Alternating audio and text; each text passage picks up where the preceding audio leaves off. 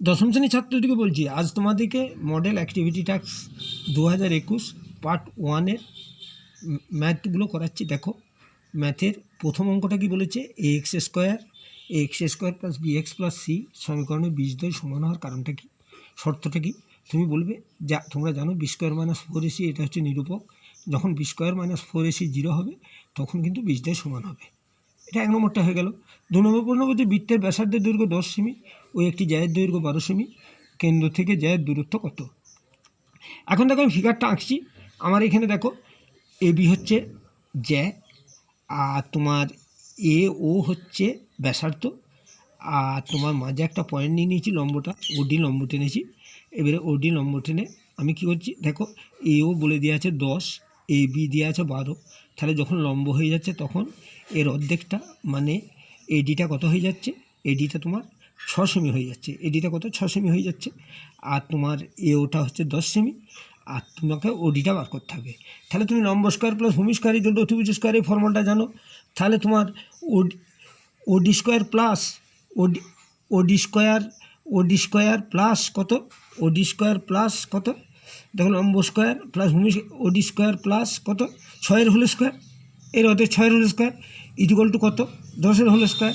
তাহলে তোমার ওডি স্কোয়ার কত হচ্ছে, যে 10-এর হোল স্কোয়ার মাইনাস 6-এর হোল স্কোয়ার, তাহলে কত হচ্ছে 10 10 100, 6 6 36, তাহলে কত 100 থেকে 36 বাদ দিয়ে দাও, তাহলে ওডি স্কোয়ার ইকুয়াল টু কত হচ্ছে 64, তাহলে ওডি ইকুয়াল টু 8 হচ্ছে। তাহলে কেন্দ্র থেকে জ্যায়ের দূরত্ব হচ্ছে কত 8 সেমি, কেন্দ্র থেকে জ্যায়ের দূরত্ব হচ্ছে 8 সেমি। এখন দেখো আরেকটা জিনিস তোমাদের করতে হবে, পরের অঙ্কটা দেখো, দুইটি ঘনকের আয়তনের অনুপাত 1:8 হলে ওদের সমগ্রতলের ক্ষেত্রফল কত। তুমি দুটো সাইড করে নাও, একটা হচ্ছে দেখো ঘনকের আয়তন, মনে করিলাম একটা ঘনকের আয়তন হচ্ছে পি কিউব, আর একটা ঘনকের আয়তন হচ্ছে একটা ঘনকের আয়তন অপরটি হচ্ছে কত, অপরটি হচ্ছে কিউ কিউ, তাহলে আয়তন কত, আয়তনের অনুপাত কত, অনুপাত হচ্ছে সমান কত পি কিউ বাই কিউ এটা হচ্ছে। অতএব P Q by Q equal to কত P Q by Q equal to 1/8, আর অতএব P by Q equal to কত, অতএব P by Q equal to কত হচ্ছে 1/2। অর্থাৎ দেখো এবারে দেখো কিউ ইকুয়াল টু কত, অতএব কিউ ইকুয়াল টু কত, কিউ ইকুয়াল টু 2p হয়ে যাচ্ছে। দেখো এখান থেকে আমি পেয়ে যাচ্ছি। এরপরে এই ফিগারে এসো, এরপরে দ্বিতীয়টাতে এসো। দ্বিতীয়টা বলছে ক্ষেত্রফলের অনুপাত। তাহলে সমগ্রতলের ক্ষেত্রফলের অনুপাত দুটি ঘনকের সমগ্রতলের ক্ষেত্রফলের অনুপাত কত, অনুপাত সমান কত বলো, অনুপাত সমান কত 6, কত হচ্ছে 6p স্কোয়ার বাই কত হচ্ছে 6 ইন্টু কত হচ্ছে 6p square by 6q square হচ্ছে তো, 6p square by 6q square.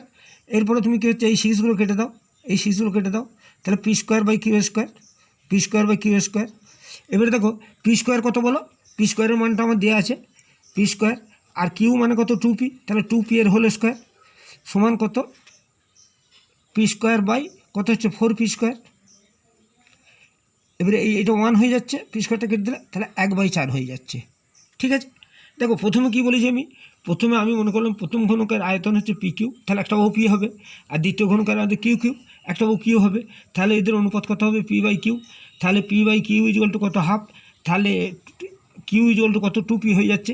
এরপর এটা কত ঘনকের ঘনফলটা এই তোমার সমগ্রতলের ক্ষেত্রফল অনুপাত কত, তাহলে 6p square by 6q square. এবারে তুমি এগুলো কেটে দিলে p square by q square হচ্ছে, এখন পি স্কোয়ারের জায়গায় তুমি পি স্কোয়ারটা রেখে দিলে, আর কিউর জায়গায় 2p মানটা বসিয়ে দিলে, 2p মানে 4p স্কোয়ার, এই পি স্কোয়ারগুলো কেটে গেল 1/4। ওকে, দেখো 400 টাকা 2 বছরের সমূল চক্রবৃদ্ধি কত 441 টাকা, অতএব 400 গণিত 1 প্লাস কত, আমাদের ফর্মুলাটা কি বলো 1 plus r/100 to the power 2 equal to 441।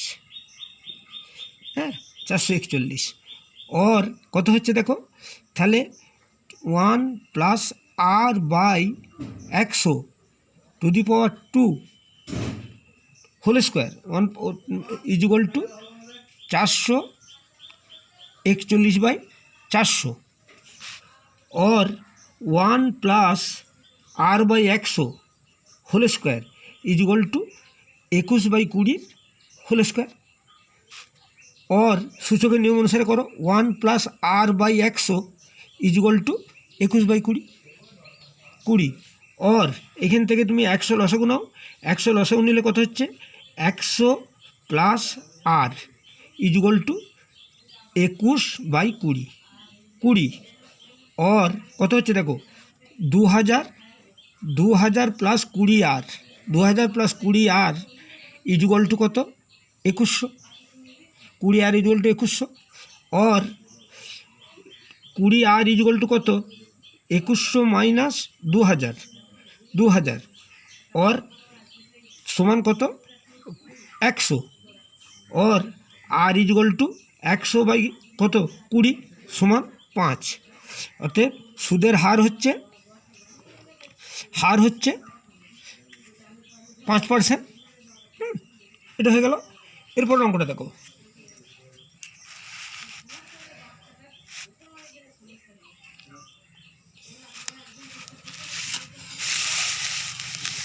এরপর অঙ্কটা বলেছে যে x 12 y 27 x 12 y 27 এটা ক্রমিক সমানুপাতি হলে x ও y এর ভ্যালুগুলো বার করবে। দেখো আমি এখানে 3টে নিচ্ছি, এক্সটাকে এখন বাদ দিয়ে রাখছি। তাহলে আমি 3টে যদি নিই তাহলে আমার 12 y 27 তাহলে হচ্ছে কত দেখো। और এটা দেখো আমি দুটো সাইড করে নিচ্ছি, এখন এখানে দুটো সাইড করে নিচ্ছি 12 y 27 তাহলে কত হচ্ছে দেখো। আমাদের এখন সেই মধ্য সমানুপাতি ফর্মুলায় আসছি। তাহলে 12/y = y/27 তো। তাহলে और এটা और দিবে और তাহলে কত হচ্ছে y² = 12 × 27 और y² = কত তুমি এটা ভেঙে নাও 3 × 2 × 2 3 × 6 = 12 × 3 × 3 × 3 দেখো 3 × 6 = 12 3 × 9 3 × 27 और y = কত হবে হবে এটাকে √ ওভার করে দাও কত 3² × 3² × 2² y² তাহলে y = এটা সমান কত 3 × 3 × 2 তাহলে দুটো 3-এর জন্য একটা 3 পেলাম। হ্যাঁ 3² × 3² দুটো 3-এর জন্য দুটো এই 4টে 3-এর জন্য দুটো 3 পেলাম আর দুটো 2-এর জন্য একটা 2 পেলাম সমান 3 × 3 = 9 9 × 2 = 18 তাহলে ওয়াইটা কত বেরোলো 18 বেরোলো। আবার দেখো আমি 27 টাকা বাদ দিয়ে দিচ্ছি, 4 নম্বরটাকে বাদ দিয়ে দিচ্ছি, 4 নম্বরটাকে বাদ দিয়ে দিচ্ছি তাহলে আমার কত হচ্ছে x 12 y। এবার দেখো তাহলে কত হচ্ছে দেখো আমার সেই মিডল ফর্মুলা আসি b² = ac তাহলে 12 হোল স্কোয়ার = কত অতএব 12 হোল স্কোয়ার = কত x × y और 12 হোল স্কোয়ার মানে 144 = x গুণিত y এর ভ্যালু আমার আগে বেরিয়ে গেছে 18 और 18 y = 144 और y = 18 x = 144 और x = কত হচ্ছে এটা x = কত হচ্ছে x = 8 তাহলে দেখো অতএব x সমান কত 8 আর y সমান 18 বেরিয়ে গেল। এরপরে দেখো এরপরে যে অঙ্কটা দিয়েছে সেটা বলেছে অকেন্দ্রীয় বৃত্তের ব্যাস AB। তুমি ফিরে থাকো এরকম একটা বৃত্ত আঁকলে দেখো বৃত্তটা আঁকলে আমার আঁকাটা ঠিক মতো হয়নি, তবু যাই হোক আমি এটা করে দিচ্ছি। অকেন্দ্রীয় বৃত্তের ব্যাস কত বলো তো, ব্যাস হচ্ছে এটা পয়েন্ট ধরো এই ব্যাসটা হচ্ছে AB হ্যাঁ AB ব্যাসটা AB।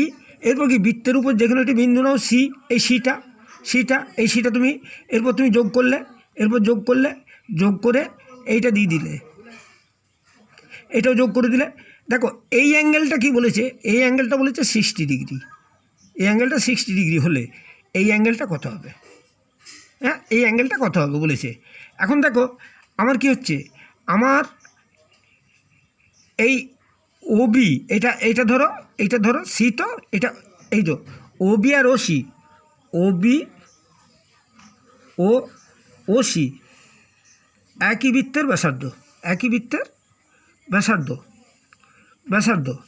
অতএব আমরা বলতে পারি যে ও বি সি ও সি বি, তাহলে একই বৃত্তের ব্যাসার্ধ হলে ব্যাসার্ধ, অতএব ও বি সমান কত, ও বি সমান ও সি, ও বি সমান কত, ও সি, ও বি সমান ও সি। তাহলে অতএব ও বি সি কোণ, অ্যাঙ্গেল ও বি সি যদি 60 ডিগ্রি হয়, 60 ডিগ্রি হয়, তাহলে ও সি বি কোণ কত হবে, ও বি সি সমান 60, অতএব ও সি বি সমান কত হবে, ও সি বি কোণ কত হবে, ও সি বি কোণ হবে অ্যাঙ্গেল ও সি বি সমান হবে এ সি বি সমান 60 ডিগ্রি। কেন বলো তো? এটা একটা সমদ্বিবাহু ত্রিভুজ হয়ে যাচ্ছে। কেন সমদ্বিবাহু ত্রিভুজ হচ্ছে? দেখো এই একই বৃত্তের ব্যাসার্ধ ও বি আর ও সি দুটো সমান হয়ে যাচ্ছে। ও বি আর ও সি যদি সমান হয়ে যায়, ও বি আর ও সি দুটো সমান হয়ে যায়, ও বি আর ও সি যদি দুটো সমান হয়ে যায়, তাহলে ওটা তো একটা সমদ্বিবাহু ত্রিভুজ। সমদ্বিবাহু ত্রিভুজ যখনই হবে তখনই তুমি বলতে পারো যে ও বি সি আর ও সি বি কী হবে, ওরা সমান হয়ে যাচ্ছে। তাহলে 60 ডিগ্রি হয়ে যাচ্ছে।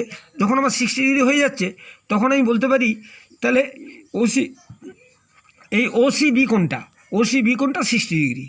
এখন একটা জিনিস খেয়াল করে দেখো, এ সি বি কোণ, অ্যাঙ্গেল এ সি বি কোণ, অ্যাঙ্গেল এ সি বি সমান 90 ডিগ্রি, এ সি বি সমান 90 ডিগ্রি। কেন বলো তো? তোমরা একটা থিওরেম পড়েছো, এই থিওরেমে তুমি দেখেছো যে এই কোণটা 90 ডিগ্রি। তাহলে তোমরা তোমাদের বইতে থিওরেমটা দেখে নেবে। এইটা যদি 90 ডিগ্রি হয়, তাহলে এই কোণটা এসিবি কোণ যদি 90 ডিগ্রি হয়, তাহলে তোমার কত, দেখো এসিবি কোণ সমান 90 ডিগ্রি যদি হয়, তাহলে তোমার ওসি এ কোণ সমান কত হবে? তাহলে ওসি এ কোণ সমান কী হচ্ছে দেখো, এসিবি কোণ অ্যাঙ্গেল এসিবি মাইনাস কত, ওসিবি কোণ, ওসিবি অ্যাঙ্গেল ওসিবি সমান কত বলো? সমান হচ্ছে তোমার এসিবি কত, 90 ডিগ্রি, আর ওসিবি হচ্ছে তোমার 60 ডিগ্রি। তাহলে সমান কত হচ্ছে, 30 ডিগ্রি। আমি প্রবলেমটা আরেকবার বুঝিয়ে দিচ্ছি। দেখো তোমরা একটা বৃত্ত আঁকবে, বৃত্ত এঁকে ও বৃত্তের উপরে যে কোনো একটা বিন্দু সি নেবে। সি নিয়ে তোমরা কী করলে, সি নিয়ে তোমরা এটা করলে। এরপর তোমরা এখন সিটা নিয়ে এখন এইগুলো যোগ করে দিবে। দেখো আমি কি যোগ করেছি, এসি যোগ করেছি, তারপরে কি যোগ করেছি, এসি যোগ করেছি, ওবি যোগ করেছি, আর তোমার ওসি যোগ করেছি। দেখো দেখো আমি করেছি কি, বিসি যোগ করেছি, এসি যোগ করেছি, আর কি যোগ করেছি, ওসি যোগ করেছি। দেখো আর দেখো এসি বিসি ওসি তিনটে যোগ করেছি। আমার দেওয়া আছে কি জানো, আমার দেওয়া আছে ওবিসি কোণ সমান 60 ডিগ্রি। তাহলে ওবিসি কোণ যদি 60 ডিগ্রি হয়, তাহলে আমাদের কী হবে বলো তো? কারণ আমাদের ওসি আর ওবি দেখো, খেয়াল করে দেখো ফিগারে, দেখো ওসি আর ওবি আর ওসি ফিগারটা খেয়াল করে দেখো যে ওরা কিন্তু সমান। কেন সমান বলো তো? ওরা সমান এই কারণেই, ওরা একই বৃত্তের ব্যাসার্ধ হলে সমান হবে। তাহলে যদি সমান হয়, তাহলে দেখো সমান হলে আমরা বলতে পারি যে ওবিসি যদি 60 ডিগ্রি হয়, তাহলে ওসিবিও 60 ডিগ্রি হবে। কেন না, এটা একটা সমদ্বিবাহু ত্রিভুজ হয়ে যাচ্ছে। ওবি আর ওসি সমান, দুটো বাহু সমান, সমদ্বিবাহু ত্রিভুজে ভূমি সংলগ্ন কোণগুলো সমান। তাহলে এটা যদি 60 ডিগ্রি হয়, তাহলে আমরা অলরেডি বলতে পারি ওসিবি 60 ডিগ্রি, আবার এসিবি 90 ডিগ্রি। এটা তোমাদের উপপাদ্য আছে। এসিবি যদি 90 ডিগ্রি হয়, এসিবি থেকে তুমি যদি ওসিবি বাদ দিয়ে দাও, এসিবি থেকে তুমি যদি ওসিবি বাদ দিয়ে দাও, তাহলে তোমার পড়ে থাকছে ওসি এ। দেখো এসিবি আমার কত, এসিবি হচ্ছে 90 ডিগ্রি, তার থেকে আমি বাদ দিয়ে দিচ্ছি এসিবি। তাহলে এসিবি 90 ডিগ্রি মাইনাস 60 ডিগ্রি সমান 30 ডিগ্রি। ওকে, আমার ফিগারটা আঁকা হয়নি, তোমরা ভালো করে এঁকে নেবে, বৃত্ত এঁকে নিয়ে ব্যাপারটা বুঝবে। একটা ঘনকের ধারের দৈর্ঘ্য 50% বাড়ানো হলো, একটা ঘনকের ধারের দৈর্ঘ্য 50% বাড়ানো হলো, 50% বাড়িয়ে তার ক্ষেত্রফল শতকরা কত বৃদ্ধি পাবে, দেখো 50% বাড়ানো হলো, মনে করলাম একটি বাহু সমান, একটি বাহু সমান এ একটি বাহু এ। অতএব বর্ধিত বাহু কত হবে, বর্ধিত বাহু এ প্লাস a/2, 50% বলেছে, তার মানে 1/2, তাহলে a/2 সমান হচ্ছে 3a/2। তাহলে বর্ধিত বর্ধিত সমগ্রতলের ক্ষেত্রফল কত হবে? ক্ষেত্রফল হবে 6 গুণিত 3a/2 তার হোল স্কোয়ার। তার মানে 6 গুণিত কত হচ্ছে 3 থেকে 9 স্কোয়ার বাই 4, তাহলে কত কাটলে 3 হলো আর এটা 2 হলো, তাহলে 27 স্কোয়ার বাই 4। এরপর দেখো 27 স্কোয়ার বাই 4 হলো 27 স্কোয়ার বাই 4, এবং আর পূর্বের ঘনকের ক্ষেত্রফল কত হবে? পূর্বের ঘনকের ক্ষেত্রফল হচ্ছে 6 স্কোয়ার, তাহলে ক্ষেত্রফল বাড়ছে কত? ক্ষেত্রফল বাড়ছে কত তোমার কত 9 square by 27 square by 4 minus কত হচ্ছে 6 স্কোয়ার সমান কত?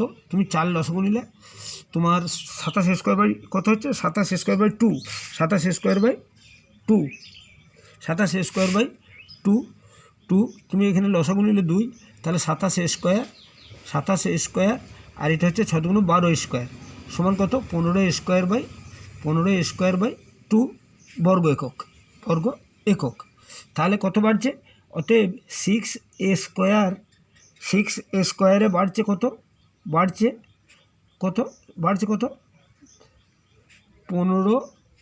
স্কোয়ার বাই 2 একে কত বাড়ছে? তাহলে 15 স্কোয়ার বাই 2 গণিত 1/6 স্কোয়ার, আর 100তে কত বাড়ছে? তাহলে কত 15 স্কোয়ার বাই 2 গণিত 1/6 স্কোয়ার গণিত 100। কাটাকাটি করে দাও, এটা কাটাকাটি করে দাও, এইটা কাটলে কত হচ্ছে 50, এটা কাটলে 50, এটা কাটলে 25, এটা কাটলে 3 আর এটা কাটলে 5 সমান কত হচ্ছে 5 × 125। অতএব ক্ষেত্রফল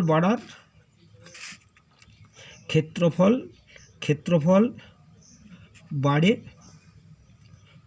সমান কত %? ক্ষেত্রফল বাড়ে 125%।